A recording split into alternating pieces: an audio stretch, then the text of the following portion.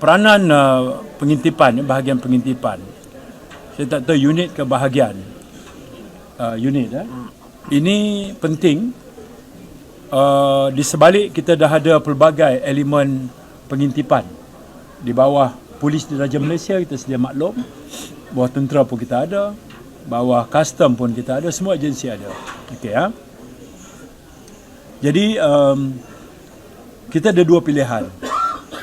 Kalau kita tak wujudkan, kita akan bergantung sepenuhnya kepada elemen perisikan atau pengintipan daripada agensi lain.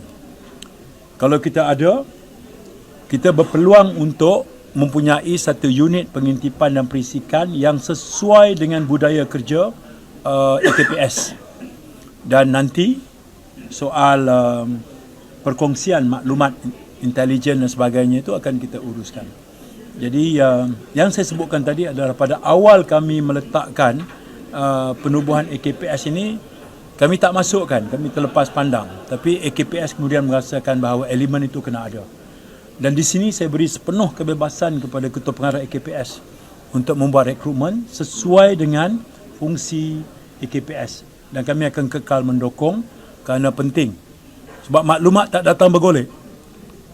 Lu kena ingat tu, ya, kita kena susun strategi, kita kena ada perancangan yang jelas dan peri pentingnya ketepatan maklumat itu akan membantu kejayaan satu-satu operasi kita. Datuk Seri, bagaimana pula dengan inisiatif untuk membawa masuk veteran APM ke dalam AKPS? Sejumlah jawatan itu sudah pun diluluskan di peringkat JPA, sudah pun diluluskan. Dia akan disusuli dengan proses pengambilan. Itu jumlah dia berapa? 200 sebagai permulaan. Dan saya percaya kalau ini dapat dibuat, dia berbeza dengan kita ambil fresh recruitment. Ataupun kalau kita ambil katalah anggota daripada custom, daripada markis, daripada immigration. Yang ini dia ada skill yang tertentu lah. Yang tu nanti proses temuduga Datuk Seri Ali kena design lah. Kalau dia perlu, ya.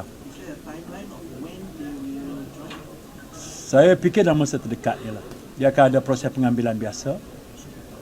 Dalam, kalau tanya kita sekarang Januari, ya, idealnya kita harap suku tahun pertama ni kita dapat sempurnakan.